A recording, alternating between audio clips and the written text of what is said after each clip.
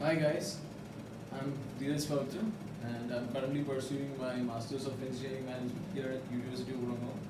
And as part of my first semester subject, Engineering Research Methods, I have conducted research and I'm here to present it to you guys. So my research is about the benefits of incorporating design thinking methodologies in training catered to employees of SMEs using or implementing advanced manufacturing technology. So before we delve deep into the research, I would like you guys to get familiarized with two key terms. First one is design thinking and second one is advanced manufacturing sector or technology. So what is design thinking?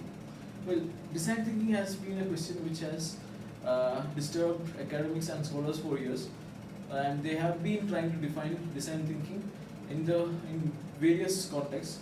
So as far as my research, I have used this particular definition.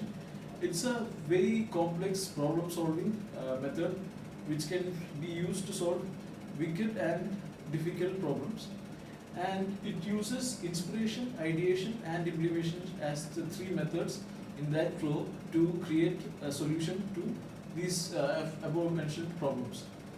And another definition or other method of using design thinking given by another researcher is it is the creation of frames based on problems.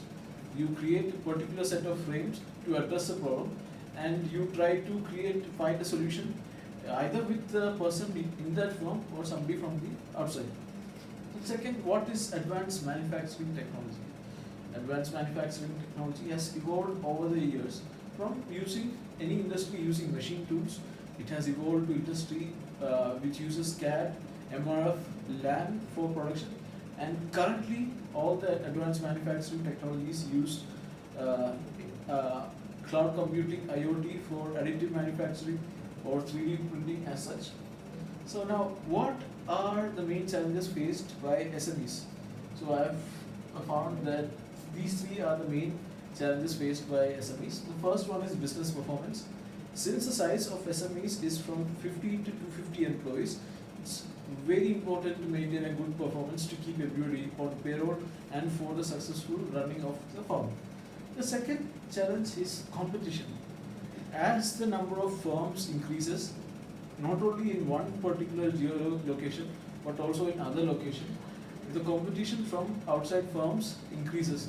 And the third is the product quality. As mentioned earlier, with the competition, different firms are providing the same type of products. So it's always very important for the SMEs to come up with a high quality product in order to retain and keep their customers very happy. Now, to address the above mentioned challenges faced by SMEs, I have looked at the human resource management aspect of the organization.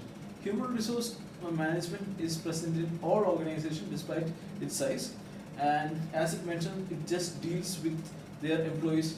Okay, so these are the main functions of human resource management.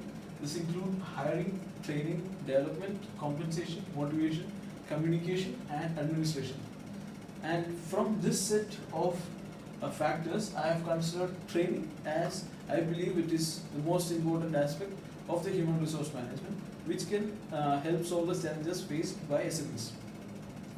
So how does the training impact SMEs? As you all know, training of employees can have a direct impact on the SME business performance, but apart from that, it also impacts the different other organizational factors, and this include total quality management, occupational health and safety, skills of the workforce, workforce optimism, workforce retention, the productivity of the firm, and customer satisfaction. Now, how can we incorporate design thinking into the training programs? Usually, training programs are a bit mundane and a bit redundant. People go through it and people might find it a bit boring. I have, before coming to university, I've been working and I found most of the training programs very routine. They used to say the same thing. So how can design thinking be used in training programs?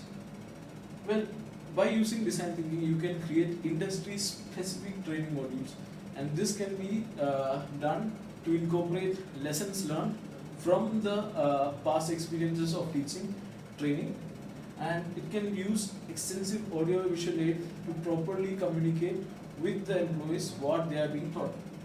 And the most important aspect that can be incorporated is the comprehensive program based learning.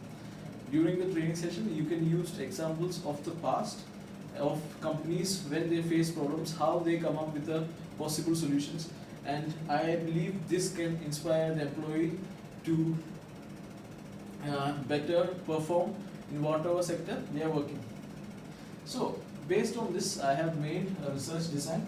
I have used a quasi-experimental design, and this was done in 50 SMEs in New South Wales using advanced manufacturing technology. Employees were split into two groups.